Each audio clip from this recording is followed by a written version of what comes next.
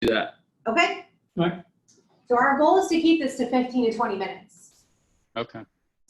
Sweet Moses, it's hot as Hades down here. Hang on a second. You Don't open get the warm window. yet. You open the window, now it's just sultry. The windows for ventilation, and it's like the opposite.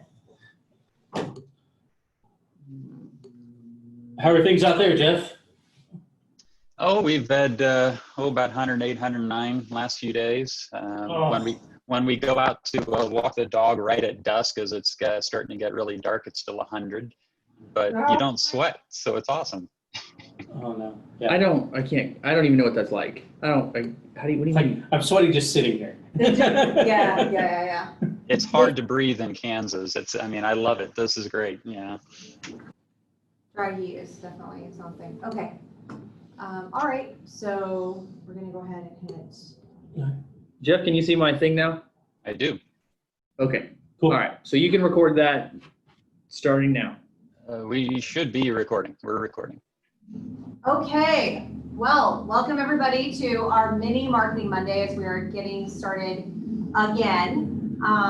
This is a relaunch like many other things that are happening in the world. We are figuring out how to adapt to I wouldn't say post-COVID life. We're still dealing with COVID, but we're all trying to figure out how to live and have our businesses and our lives in the middle of everything. And so we put out some really great content, Thomas, Jeff, Kirk, in the early beginning of the year as we were relaunching. We relaunched Marketing Monday already this year in February, and there was some really, really helpful tools related with identifying your customer avatar. Who is your customer? What do they need?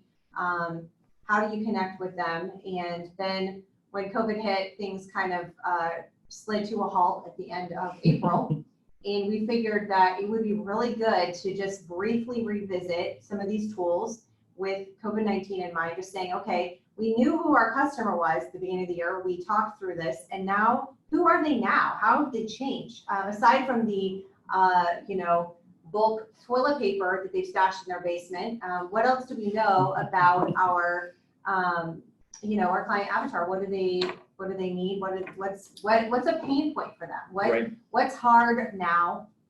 And so we decided that we could potentially use the Fellow as a business and think about, okay, in the past, co-working, remote work, entrepreneurship, people were just moving through their life without thinking about it, right? In some ways, the Fellow, it was just really easy to say, hey, come get space for your weekend warrior gig, or if you're remote work, why work from home when you can have focused workspace here at the Fellow. And there wasn't very much friction. It was pretty easy to connect with those startup workers, remote workers, and just say, hey, this is the place you come to get things done. But now, in light of COVID, we have, we've been having some challenges there, and a lot of our clientele has been setting up shop at home. And home, while the cat is walking across your keyboard and the kid is sticking their fingers underneath the door to try to get your attention, it's free, right? And so when we're trying to save money in the middle of the pandemic, when we're trying to tighten our budgets, finances are a big need. And so how do we compete with the home office? How does the Fellow compete with the home office? Do we have a different customer avatar now? Are we trying to sell and invite someone else to be part of the Fellow family, or are we just trying to adapt? And so we wanted to walk through that live a little bit here. So we talked through this a little bit, but I don't know if you want to dive in here. Yeah, a couple of things that come to mind as we think about, I think the Fellow could have multiple examples. So on this worksheet, the customer avatar, there could be several, right? Like you could have someone who's a remote worker, and we could develop an avatar around that, a person who is in IT support and their dog and their kid are upset all the time, and so it's hard for them to work, so they need a dedicated space. But also, as the university is changing, and whether they're going to be online or offline or partial, I've heard this information of possibly both, that K-State could have, say, Tuesday, Thursday classes, and you only go on Tuesday, and then you're online on Thursday to keep social distancing. maybe students. I know when the fellow first launched, that was going to be one of their target markets. Yeah. And that kind of got pushed aside, whether that was a good fit or not at the time. So I'm just thinking, as we segregate these different customer avatars, thinking about who and which ones they are. So like the challenges and pain points of a college student, the university literally told them, you can't come to class. Well, if the library has to have social distancing, if the public library has to have social distancing, there's going to be a greater need for space and a computer and this ability to attend class online. You know, obviously they could stay home, but like you said, doing homework on a couch can be challenging. So I think finding ways to make it quieter in terms of the objections and the things on the sheet, the bottom right corner, what's a possible objection? Well, I'm saving money, but we can segregate space for you to make it quiet. That can be, a rebuttal to that objection is when people are working from home, it's not always quiet. Like I can hear it when I'm called tech support now. I'm like, hey, I need help with this question. They're like, oh, excuse my crying, whatever, baby, dog, whoever. Like you can hear it now and you didn't used to. So I think that's an important part of that. It's staying with the college students also. We know, either because we've just been here long enough or we know enough about education, whether it's K through 12 or college or higher learning, is you do learn more from a group. You know, that interaction inside the classroom, whether somebody has an original thought or somebody just completely shoots down your thesis or whatever. And then I think I'm sitting here just thinking once again about the fellow, maybe that's a pain point, is that when I'm sitting in my, my dinky apartment on Murrow Street, even though I may be on Zoom with my classmates, there's still not enough interaction because you can't have a sidebar on Zoom because only one person can talk at a time. So maybe that might be another pain point that the fellow can overcome is there is space here, whether it's a group you could socially distance a dozen to 20 people just out here. And maybe that might be a marketing point for the fellow is, you can't meet your classmates on campus. You can't meet them in your $600 a month apartment, but we have a space here for you. And I also think like the greatest, the best investment that I made in my college education didn't come from just the textbook, but it was the relationship that I built both on the campus and in the community. And the fellow with the mission of Spark, of developing entrepreneurship, we can speak to that. Are you interested in starting a business? Come network and connect with these other people who are trying to start a business or have started a business. It's like professional networking, but in a business setting. I don't know, I'm just trying to make the customer avatar thought through, Yeah, because it's like, is this a, interior design student? Probably not, right? They're going to be spending a lot of their time in the studio. So who are we thinking about, who would even want connections with the community that wouldn't necessarily be other students? Because right now we don't have a ton of students. We have had students here, but we don't have a lot. And so who would say that, that would be, I would say anyone in the business college, because we know business is networking. I would say the business college, perhaps some of your trades. But I would even say like the journalism, College of Journalism, and even possibly communication. Master's students especially are all trying to do research, and a lot of research is surrounded around people and connecting to people. So that could be another avenue. Is like if I went upstairs and just said, "Hey Pete, do you know 10 people that are married?" I bet he does, right? Like if that I needed 10 people that were married for my master's thesis, and so it's like being able to connect into the community. Okay. So Thomas, if we can, why don't we stick with that? Let's stick with the customer that the fellow is going for is a college student. So do you want to just go down the list here? Just like zero in on that particular. I mean, this is real life as far as I'm concerned, because I'm going, okay, this is valuable. Like we could, create. And I will tell you, when I was doing my master's program, when the fellow was just launching, Josh printed out a bunch of flyers, and it was like 5 p.m. to 9 p.m. college student night. And eventually the fellow decided either that wasn't a good fit or it wasn't a good fit at that time. But like I gave them to my other cohort of master's students who were teaching public speaking, and we started distributing them. And I remember at night students coming in and using it as like a study hall space. So, That's really cool. you know, I think there's a possibility that this might actually be a good demographic. Okay, so let's go through that then. You know, if it's a student, let's just say master student, because let's Yeah. keep it at that level, because we know you have to collaborate at that level. Right. So you Yeah. can't get a master's on your own. So Sure. goals and values. So let's just start. Let's go down the middle. Go down the Her middle, name's sorry. Courtney. She's 24, female. I'm thinking of an actual student that was in my class. Cool. She's married.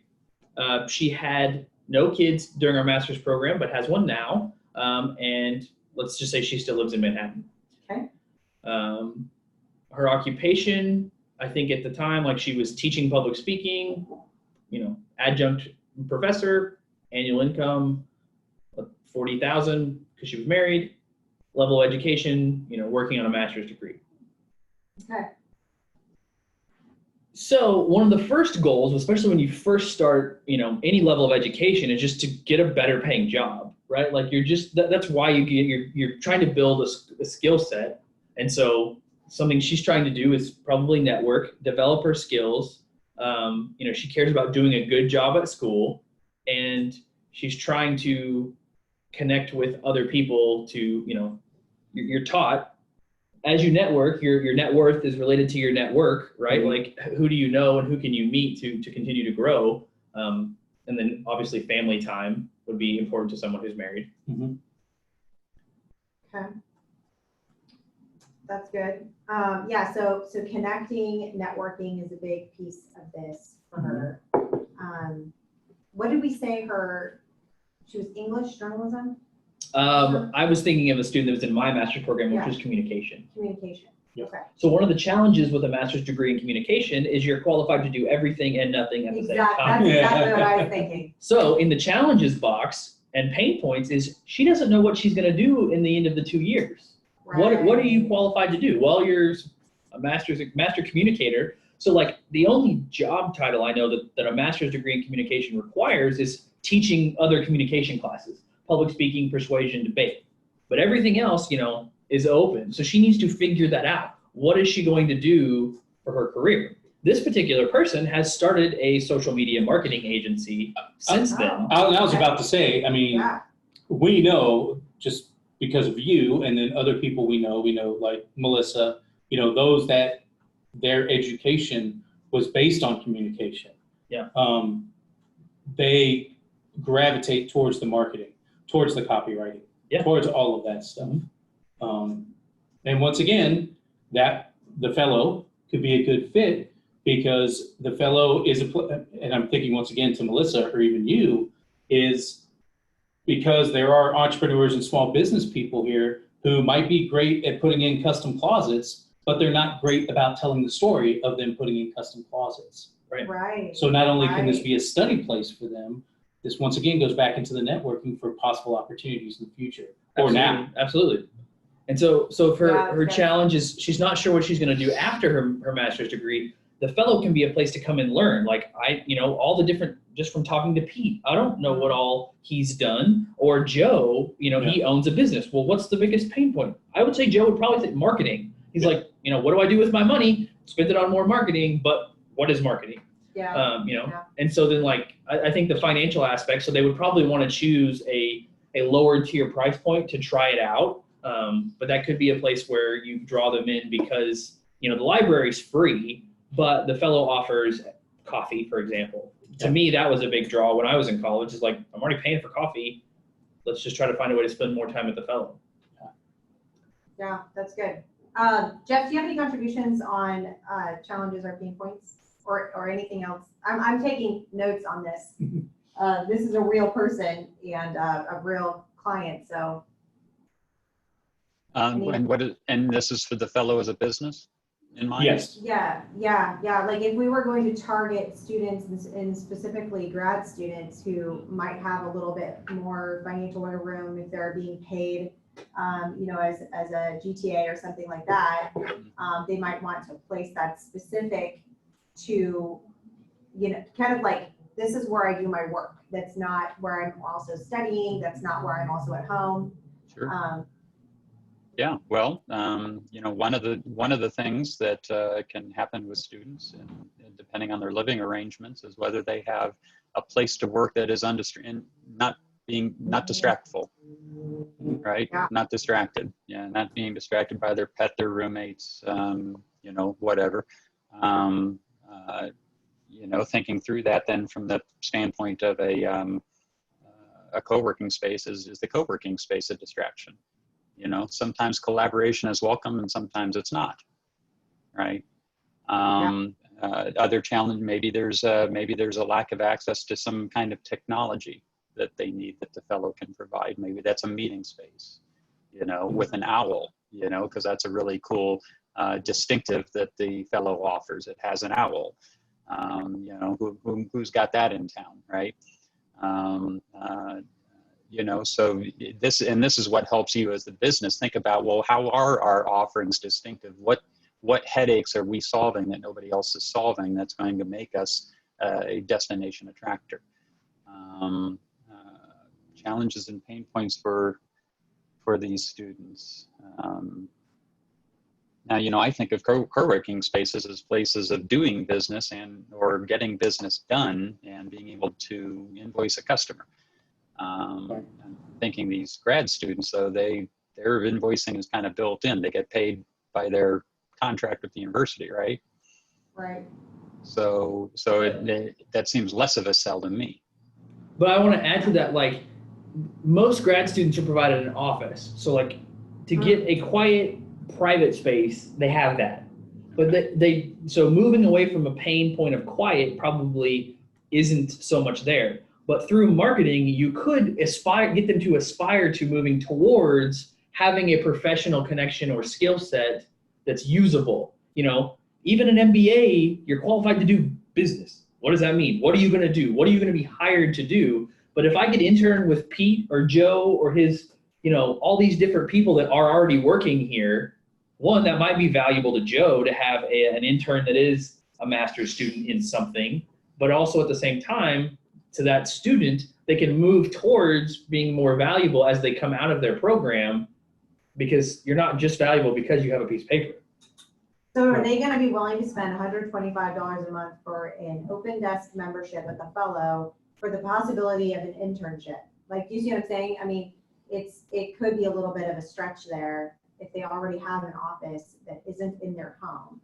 And it's, you know, they don't have to wear a mask because it's just their own office. We're offering, you know, the possibility of networking and connections, but they could also attend some virtual events with the chamber. They can show up at 1 Million Cups and they can network there. Is 125 the lowest membership? That's our open desk. Yeah. That is the But lowest. I would We might have to, you know, change that. I mean, it's a business, right? So we Yeah. might have to change the membership. But or focus on, you know, like we said, you know, everything else, whether it is the networking, whether it is access to the other events like, you know, the startup and, you know, every other event that may be happening here in the fellow. Right. You know, Right. they're not just buying a spot to work. They're Right. I don't want to say buying in because that's horrible, but they're buying into a community. Right. I'm just thinking, like, if any professor at K-State called me and said, all right, Thomas, you've been out for a few years now, what do these students need to know? And I would say, you need to know people, yeah. but when you leave, no, it doesn't matter how many you can know, but you need to know them well, and that will serve you better than applying to 100 different places. Right. Because eventually, you know, those connections, those people that are farther ahead of you are going to need your help, and you can help them, and you'll be more successful because of it. Okay. So a challenge is networking. Okay, sorry, say that again, Jeff. So you're saying a challenge is having a network, a built-out network. I would absolutely think that's true. And when you are part of a co-working space, you are part of a community, and it has its own, it is its own built-in network. And that's definitely a selling point. Right. Because it's not all the free hustle and labor that you have to do. If you're not a part of that community, you have to create it yourself. Absolutely. And it's just literally like self-generated Maybe it's, people that your professors know. Maybe it's, the next door neighbor of the person that, is your manager at Chili's, because that's where you're waiting tables. It's like, Right. it's a crapshoot. Right. And so being able to step into an already created network is definitely an asset. I think I'm curious if it's a competing message to say, this is a distraction-free environment where you're going to get things done. And this is a place where you're going to have a network and, collaboration. No, it's, I wouldn't. I think it's literally on the door, isn't it? It's like, show up, join in, get things done. Yeah. Or whatever the actual, tagline is Yeah. on the door, just like Jeff has said. And it's also, there's that psychological piece of, if I'm a college student or a 50-year-old man working in my house, when I literally just plod my way to the dinner table, I'm like, okay, but I can still go to the fridge. I can still mess with the cat. I can still hear my kids and everything. Yeah. There's that psychological transition of, okay, it's time to get things done. Right. I've Yep. put on my uniform. I've switched modes in my head of time to get things done. Right. And I think, like you asked, is it a competing value? I would not market them as the same at the same time. I would say, like, when you need to get things done, there's space to get things done. And when you want to network, there's space and time designed for you to do that. Okay. Yeah. So, like, if you're. So that's two different features. Yes. Yes. Okay. Okay. So that's so here's the deal. That is our client avatar, but nowhere in there did we really dig into like what this person needs now. This person might be concerned about maybe they have an underlying health condition, maybe somebody else in their family does. And that's what we need to think about is, does this person feel okay networking in person, right? I mean, even if it's like, working in a co-working space, we don't have a ton of people here right now. So What do we do with that? what can we build or add for the fellow to do virtually? Like, let's just say you had a quarterly meeting. Yeah. And only the fellow members were invited. Right. What can you do in that group to build networking that someone would want to be a part of? Right. Yeah. I'm just even thinking, like, prior to what I'm doing now, I was looking for jobs or thinking about jobs. And so I had the opportunity Pete was sitting in his office drinking coffee. So I sat down with him, I'm like, hey, I'm trying to look at this role or this position I want to have. What do you think about it? And he just started asking me a couple like interview style questions just because we already had that relationship. Mm-hmm. And so I was better prepared for interviews. So if you're you have to have that relationship, but then once it becomes offline, I can just message somebody that's in the fellow network now. And like Joe, I had an Excel question one time. Jeff was busy. I asked Joe, and Joe's like, oh, I do Excel all the time. I have a PhD in fish. And bam, did it. And it was cool. So relying on those connections. Yeah. In my mind, I'm thinking of, how to put the rubber to the road on that is almost like a, maybe it sounds dumb, like a virtual community potluck. Yeah. Just like you said, is you say, hey, send something out to every fellow member that says, hey, once a quarter, we're just going to have, a 30-minute or 1-hour Zoom conference. It's going to be based out of the fellow. So if you want to sit here and socially distance, you're more than welcome. And then maybe the 1 or 2 agenda items, or maybe a theme, not agenda. A theme is, networking for a job. And then you could have the Petes and the Joes and the Levis giving that advice to the grad student or the undergrad student that Right. might be, there's another value. Right. Right. Okay. So I think that could be helpful. It is always weird. You guys have done a happy hour, right? A Zoom happy hour. And it's like awkward because it's like, it's all quiet and then one person is trying to talk to another person at the same time. And so it's like, you really have to make sure that, we might even have to do like breakout rooms. Yeah. Oh, for the love. I told you that was, yeah. The AC's on in the back here. I don't know. You can still hear us, Jeff? Okay. Great. So, so we might have to have like affinity groups or interest groups, within that are, building relationships potentially. Because I'll tell you, the best 1 million cups we ever had, and I think it was Amber's idea, I forget whose idea it was the one where we thought of it on the fly because we didn't have a plan, but we did those breakout groups. And that was the one that people really reacted well to, Huh, was just getting in a group of 10 people. Just like you said, Zoom, you can do the breakout rooms. yeah, So maybe they can do a quarterly potluck, a virtual potluck, maybe have a theme to it of But something. I think it could be business oriented, right? Yeah, Like, yeah, it's like business oriented. right. And so you could do any topic in marketing and say, hey, here's the customer avatar sheet. Let's think about this. Let's do it in a breakout session. Any thing from H2D can be broken down into a 20-minute section, and you could get that from Jeff and say, hey, let's focus on your business with a focus group. I think that'd be really valuable. oh, so like almost an education piece, like a group education piece. Right. Oh, but Yeah. this might be the first time that Kirk and I have sat across the table in a Zoom meeting and talked about a topic, and I'm like, oh, I really like his input. Yeah. Later, we circle back around and have that conversation again, Huh. all because we were trying to build something for people that had a goal of either networking or relationship building, and so we just gave them a task to do together. Okay, so one thing that, Thomas, you mentioned last week when we were kind of reviewing and preparing for this was that the common theme of connection. Mhm. That when you think about what the fellow can do, it can connect you to other people who are doing work that kind of enhances the way that you think about what you're doing. It's like they have a different system for doing things, they have a different model of business, and it sort of gets you outside of your box. You're not just in the marketing department of a giant company and you're Yeah. just in this echo chamber. Yep. It's you're interacting in a cross-disciplinary way, and so it creates those connections. It creates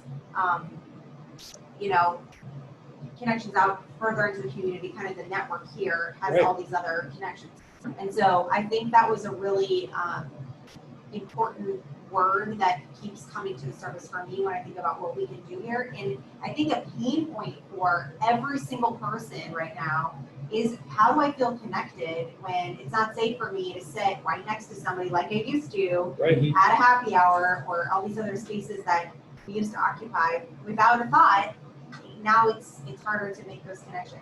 So making some really intentional opportunities for Yeah. people to connect in a human way, and maybe there's some little micro in-person things that we're doing, but I think having like themed Yeah. breakouts could Absolutely. actually be really helpful. Yeah, because I think about like in the conversations that I've had here personally with like Andy, who's an entrepreneur, he's had several startups. Yeah, He has a totally different perspective than like when I talk to Joe, who has a background in biology, but he's started a business. Or if I talk to Pete, who was leading a large organization of salespeople, like their perspective on the same topic comes from a totally different angle than if I ask Jeff the same question and it's from a different business angle. Like so I think that's been the biggest value to me, is connecting to other people and hearing how they think about the same problem, because I've only been on this planet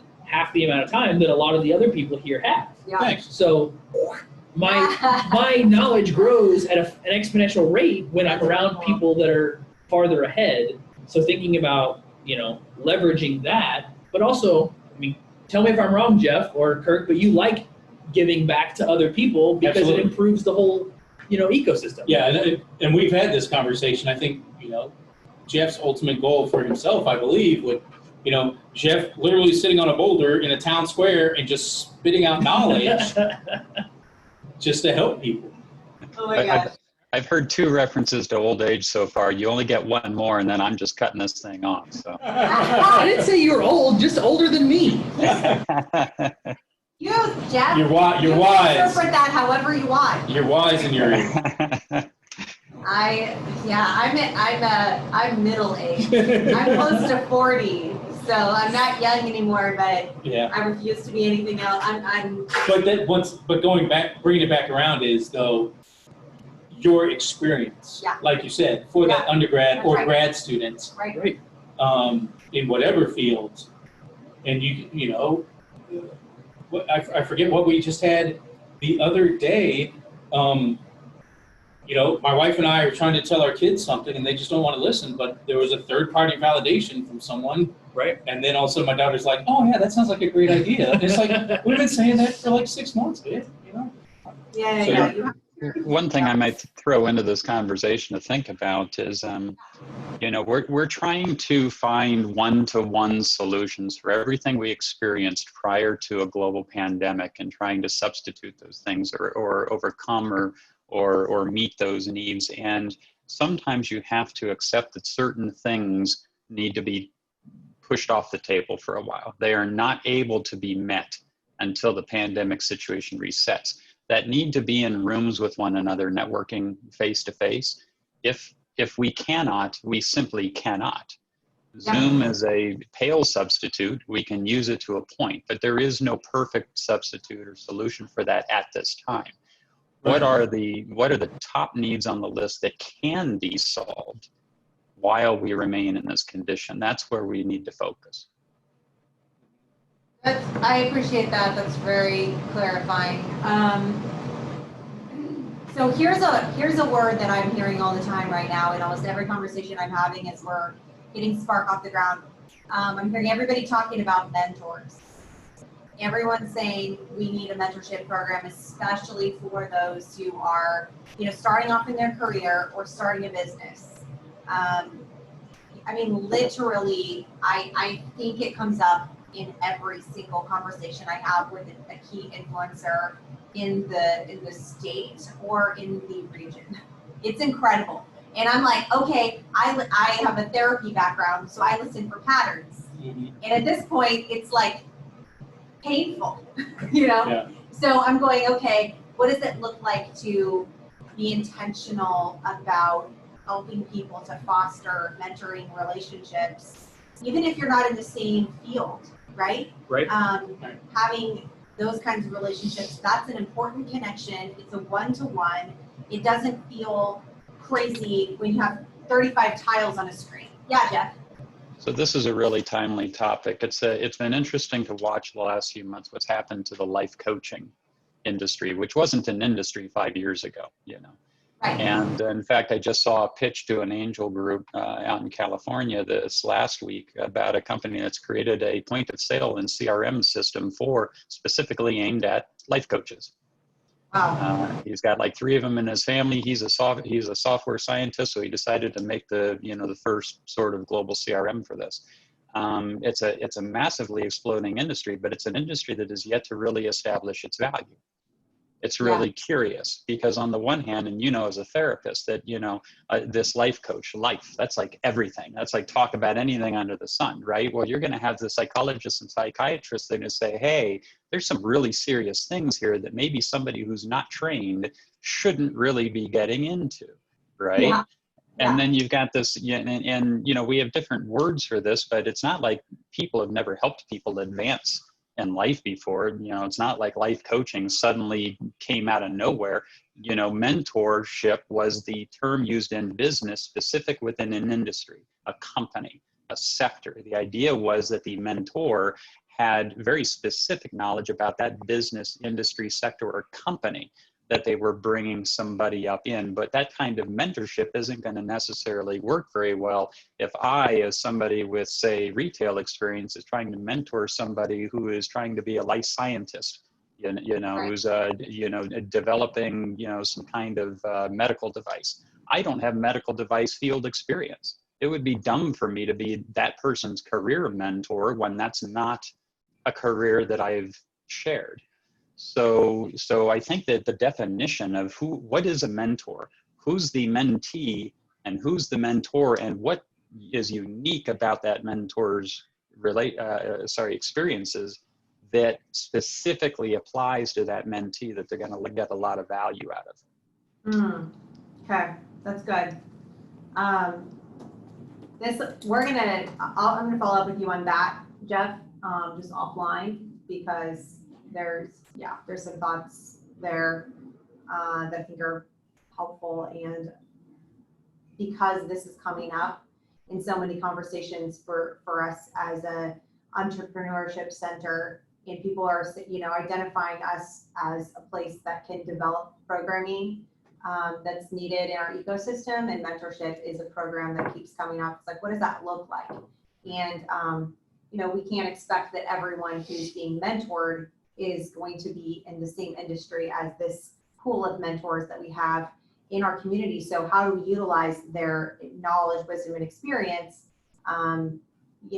effectively when we're not going to be able to pair someone who's extensive retail experience with someone who's brand new, and likewise across the board every time. I mean, so it's like, I have some ideas on that, Jeff, and we'll run that through. But I think that's right. We do need to define that a little bit. And so we might not be able to say that a selling point for the fellow is come find your mentor, right? That's probably a little bit too pie in the sky. But we can say that there are people who are, doing business, growing their businesses, getting work done, who have an entirely separate network than you, that can add to your own connection. But you also have the Spark ecosystem as well. Like if you're part of the fellow, then you're going to know more about all the things going on in Spark. That's right? true. That's true. And so I think if Spark ends up with a mentorship program, you don't get the mentor because of the fellow, but you get it because of the fellow's connection to Spark. Yeah.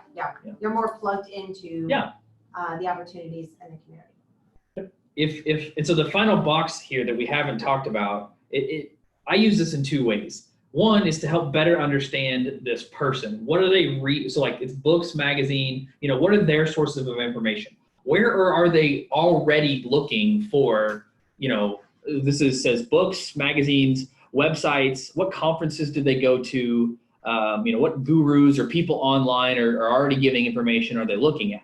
So that kind of tells us more of like, let's say if they're, reading self-help books, then they're looking for personal development. And so if this person is self-help minded, then we can provide programming at the fellow or Spark to help with that, right? Mm-hmm. Or if they're interested in going to conferences around marketing, then we maybe can connect them with things like that. But the other thing is where can you advertise to them? Where are they already at? Right. So when you want to show them things, so like for K-State students, for example, the magazine, the newspaper, the Collegian, you can advertise there. You just call them up, say, hey, I want to buy an ad.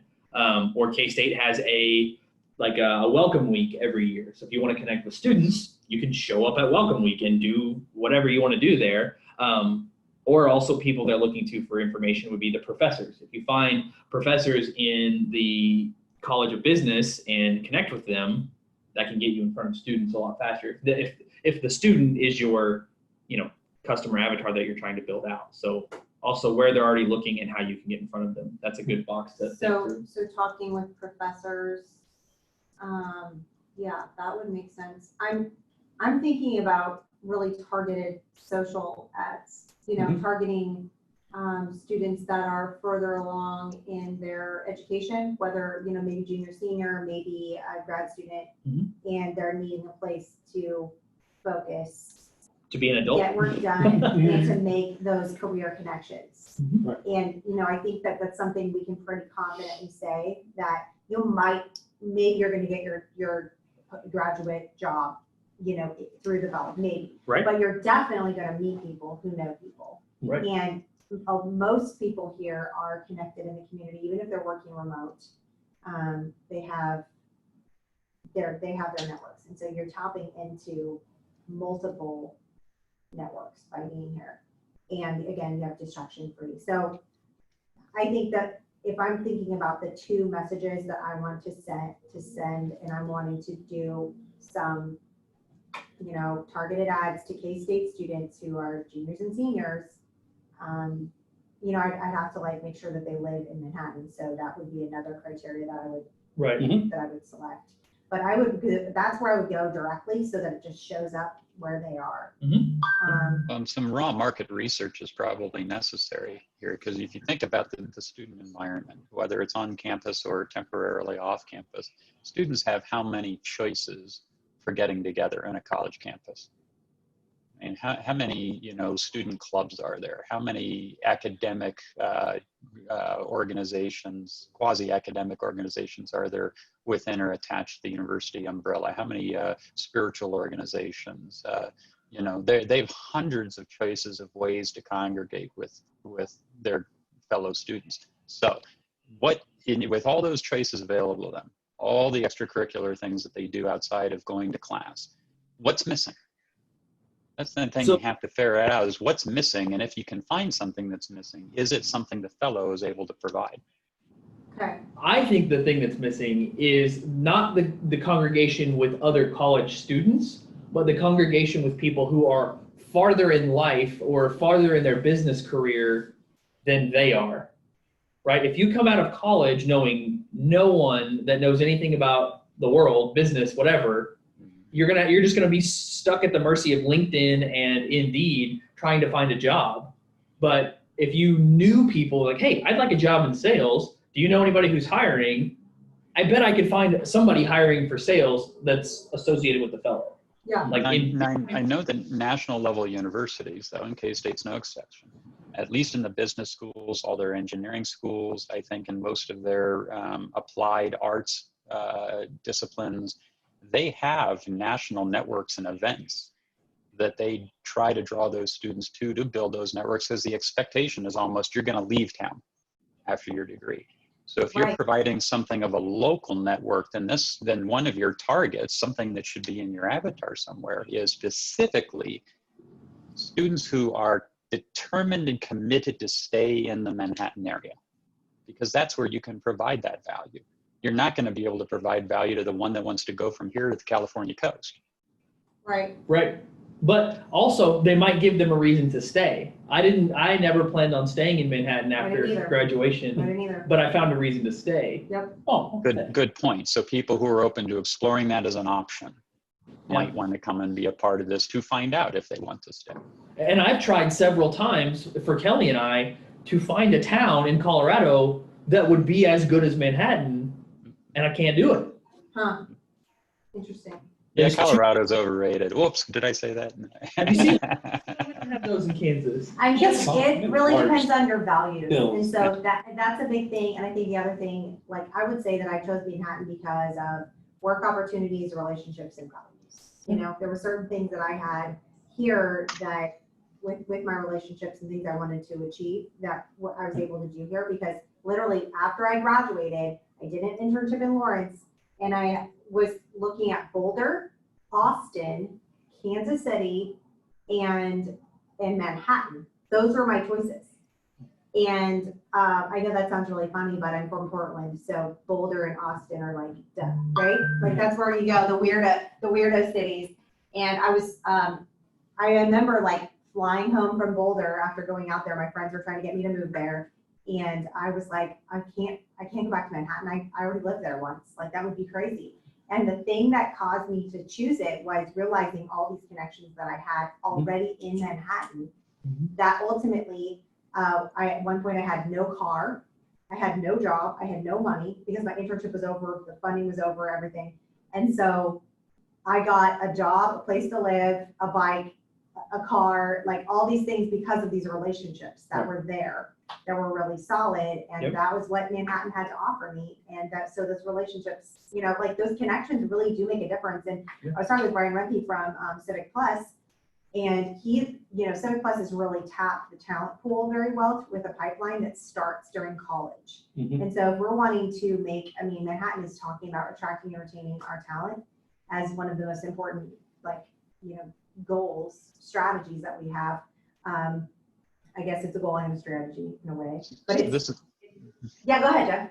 This is pretty good. This is putting some seasoning on the meat now. So maybe it isn't so much mentoring that you need to provide, but a community ambassadorship, where you have folks that are well connected, that are also connected to Spark, and that can offer a little bit of their time to take these ones who are interested in understanding the Manhattan business community a little bit better and host them, not only at Spark events, but chamber events and BNIs and the various philanthropic clubs in town. I mean, And chamber, 'cause, yeah, like, just like you're saying, Jeff, you know, with the big Spark umbrella and all the connections that Spark has, you know, I'm assuming there's a division of the chamber, or there's somebody at the chamber, you know, that's their whole job, is to keep people here, Right. whether it's talent or entire businesses. sure. Right. But, you know, the Spark could do some interesting things that people just haven't done or haven't thought of. For instance, could it have an event where once a quarter it gathers up its audience and it goes over to a city council meeting, not to have anything to do with an issue there that night, but just because they've never been to a city council meeting. What Yeah. happens at a city council meeting? Yeah. Basically, so we don't have to reinvent the wheel. We can make it a lot better. Yeah. We just don't have to reinvent it. But I even think Absolutely. Yeah. what's the guy's name you just mentioned from Civic Plus? Brian Rendy. Yeah. Can you get me lunch with him? Do you know him well enough that the three of us could have lunch? I literally met him Okay, on. so but my point is like, Yes and no. like if somebody wanted to have lunch with Joe Gherkin, right? I think I could arrange that, Yeah. right? So now they know Joe, that's one Right. meeting, right? It's like how, instead of going to a chamber event, which would be just like a flood, but how do you build that one-to-one relationship to where you recognize that person the next time you see him in the grocery store, and then you meet him at the fellow, and then you see him at a chamber event, and now you've met them 3 times. Yeah. You know what I'm saying? Like, Yeah. how do you plan out relationships? Because, I mean, I've been to chamber events and literally got introduced to 45 people and knew no one when I left, right? But lunch with someone changes that relationship, or Completely. coffee, or, you know, whatever, a phone call to just find out what they do and who they are, you know, might not mean anything after the fact to that Ryan guy, but to someone who's never met them, and now that they know one person that works in HR in one of the big companies in town, Right. kind of builds their network, you know, piece by piece. Yeah, that's an interesting idea about the community ambassadors. Obviously, I work a lot with the chamber and, you know, but we're still getting started there in terms of what that relationship looks like, Jeff. So I'm going to check in and see, you know, what's been done there so far, because, you know, retaining businesses and retaining students are related, but they're very different in terms of just Sure. the approach. And most chamber ambassadorship type activities are limited to 2 primary things: ribbon cuttings and hosting somebody at a monthly, whatever their monthly, you know, evening The networking coffee. event is. Either the coffee or the after hours or After hours, yeah. something like that. Yeah. But it doesn't much go beyond that. They don't really take, you know, that person under their wing in terms of branching outside into other aspects of the community. And so maybe that's a hole you can fill. Okay, so you said, I'm sorry, coffee talk after hours. What was the other thing? I'm totally blanking. Oh, ribbon cuttings. Thank you. Yeah, that's a very good point, that the people are really having to create those opportunities. Especially because it can be awkward. Like if you're like, Yeah. ooh, that's a really cool ribbon cutting, and then you go and you don't know anyone. Yeah. Or you know one person, then you only talk to the one person. Yeah. Because you're like, I don't know any of these people, they don't know me. But if a third party introduces you, and now you Yeah. can be a part of a conversation in a totally different way. And I'm sure the chamber's tried to do that, but maybe Spark can help with that. And there is, within the chamber, there is why can't I pronounce this word, Thomas?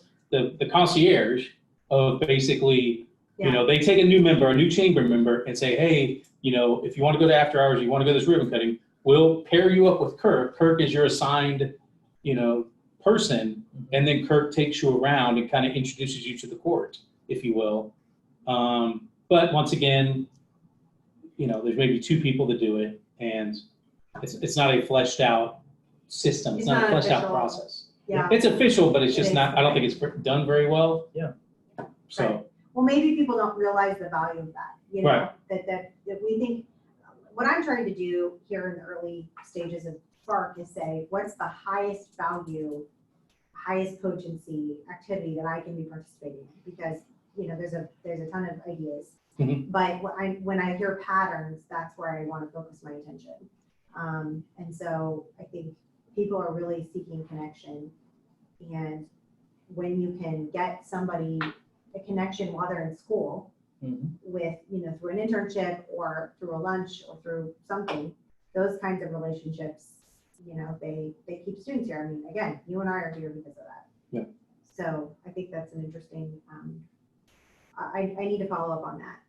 it's just random, and this is just an idea. I think of like, you know, Lawrence over at DeHart, the owner of DeHart, and then I think of like Matt C., which I'm assuming has some type of plumber, whatever, HVAC school or something.